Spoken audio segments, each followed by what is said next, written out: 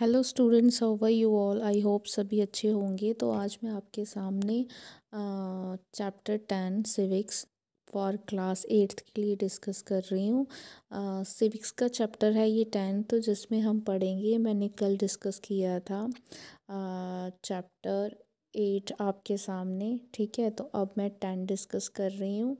तो ये most important है। तो इसमें लॉ और सोशल जस्टिस के बारे में पढ़ेंगे। अब आपको सभी को पता है लॉस क्या होते हैं, जो एक लॉ बन जाता है। ठीक है, सोशल जस्टिस मतलब सोसाइटी के रिलेटेड उसको इंसाफ में मिलना चाहिए। अगर किसी फार्मर या किसी वर्कर या किसी रिच पर्सन के साथ ना इंसाफ़ी हो रही है तो उसको इंसाफ मिलना चाहिए। तो उसके रिलेटेड है ये चैप्टर। तो लेट्स स्टार्ट। मेन आपको क्या क्या जो इम्पोर्टेंट चीज़ें हैं बस उतनी पढ़नी है, ज़्यादा डिटेल में पढ़ने के लिए अब टाइम नहीं है। तो इसीलिए इन शॉर्ट शॉर्ट चीज़ों को अच्छे से पढ़ लो। ठीक है, तो सबसे मेन है कि जो लॉ है वो मिनिमम वेजेस देता है। ठीक है, प्रोटेक्ट करने के लिए किसको, वर्कर को। ऐसा नहीं है कि वर्कर पूरा दिन काम करे जा रहा है तो उसको सैलरी नहीं मिल रही है। तो इसीलिए इसके कुछ क्या है कि कुछ लॉज बनाए गए कि ऐसा नहीं एक पुअर रिच पर्सन को भी देखा जाएगा। ठीक है, तो अब आप नॉर्मली लाइफ में क्या देखते हो, कंज्यूमर होते हैं, प्रोड्यूसर होते हैं। जैसे फैक्ट्री क्या कर रही है, प्रोड्यूस कर रही है, तो यूज़ कौन कर रहे हैं, कंज्यूमर हम लोग कर रहे हैं। ठीक है, तो ये वर्कर्स थे, टेक्सटाइल मिल थी अहमदाबाद में, उन्होंने फेस किया ग्रेटर कंपटीशन। ठीक है, जिसमें मेजॉरिटी टेक्सटाइल मिल की वो बंद हो गई 1980 और 90s में। उससे क्या हुआ कि जो लोग थे वो क्या हो गए, मतलब ज़्यादा पुअर फैमिली या ये चीज़ इफ़ेक्टेड होने लग पड़े। तो कंडीशन जो थी, जो पावर्स थी वो क्या हो गई, फर हो गई। मतलब कम, अगर कोई फैक्ट्री बंद हो जाती है या कोई चीज़ हो जाती है तो उससे फार्मर को इफ़ेक्ट होता है, जो काम करने वाले उनको इफ़ेक्ट होगा। उसके बाद आ गए नए नए आर्टिकल्स बने। ठीक है, वैसे ही कॉन्स्टिट्यूशन में एक आर्टिकल, जैसे फंडामेंटल राइट्स क्या हैं, फंडामेंटल राइट्स वो राइट्स हैं जो एक ह्यूमन बीइंग को मिलते हैं गवर्नमेंट के थ्रू या कॉन्स्टिट्यूशन के अकॉर्डिंगली, ताकि वो एक अच्छे से लाइफ को जी सके। तो वैसे ही एक कॉन्स्टिट्यूशन में क्या है, एक सोशल जस्टिस है। उसमें एक है बच्चों के लिए सैलरी के अकॉर्डिंगली, जैसे अगर कोई मज़दूर काम कर रहा है तो आपको इतनी सैलरी देनी ही पड़ेगी। ठीक है, फिर उसके बाद एक गरीब बच्चे होते हैं तो छोटे छोटे बर्तन साफ़ करना, ये चीज़ें करना, ये सारी चीज़ें उनके लिए डिस्कशन होती है। तो इसमें क्या करते हैं कि हमें ज़्यादा चीज़ों को बताना पड़ता है कि इसमें अगर बच्चा जो होगा वो अगर ज़्यादा काम कर रहा है या अगर उसको लो 14 एज से कर रहा है तो उसको पनिशमेंट दी जाएगी। तो ये आर्टिकल बना कि 14 साल तक बच्चे को स्टडी के लिए, तभी गवर्नमेंट स्कूल में 14 ईयर्स तक बच्चों को फ्री एजुकेशन दी जाती है।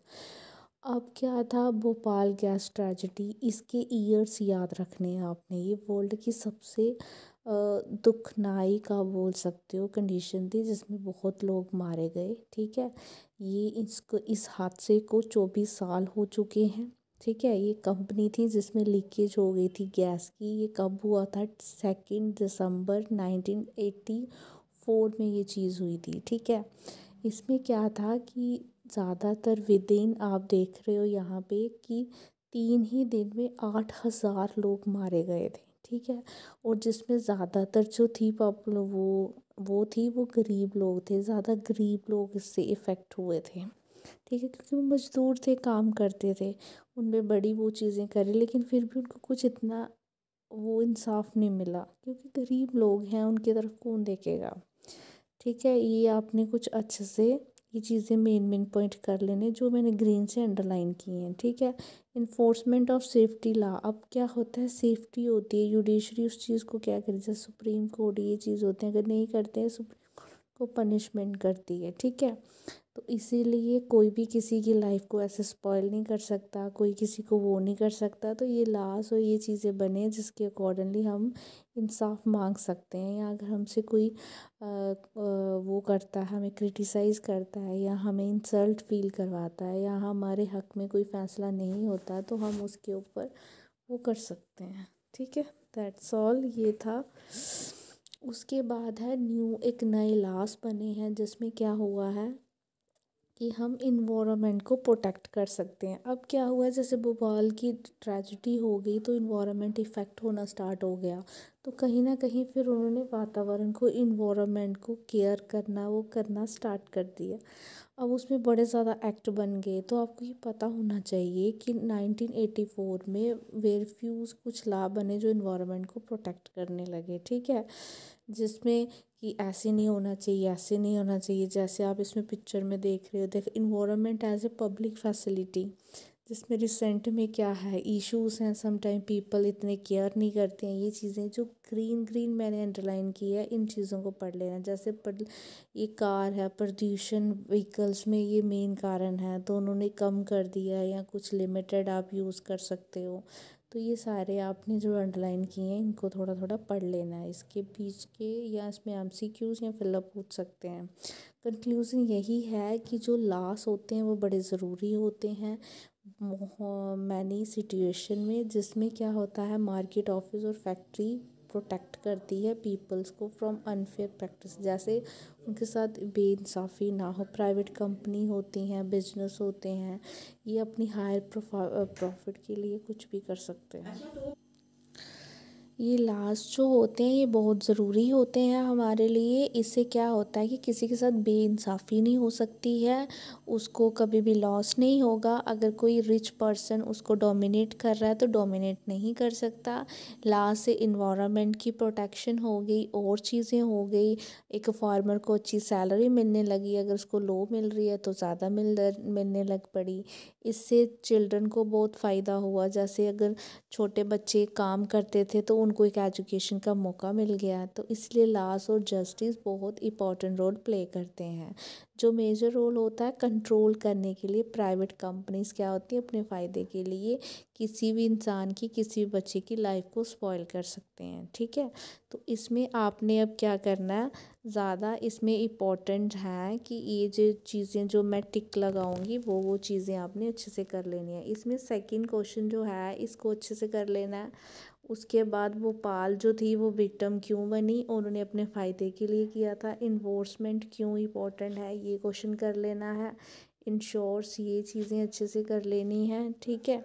एक पैराग्राफ लिखो, रोल, ये मोस्ट इम्पॉर्टेंट है। 8th चैप्टर इन्वायरमेंट के रिलेटेड है, ये क्वेश्चन बार बार आता है पेपर में, तो इसको ज़रूर करना है अच्छे से, ठीक है। इसको को भी नहीं, भोपाल के लिए भी इम्पोर्टेंट है, ठीक है। उसके बाद टॉक टू वर्कर्स, ये रहने दो, ये कर लेना। इन्वायरमेंट ट्रीटेड, ये चीज़ें आपने अच्छे से कर लेनी है।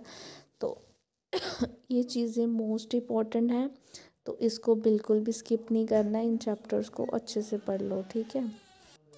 जो क्वेश्चंस मैंने मार्क किए हैं बस ये क्वेश्चन अच्छे से पढ़ लीजिए। थोड़ा थोड़ा मैंने हाईलाइट करवा दिए चैप्टर को, बस इतना बहुत है।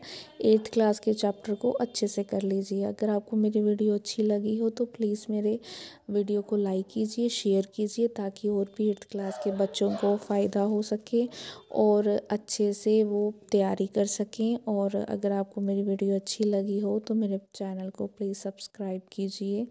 थैंक यू सो मच मेरी वीडियो को देखने के लिए।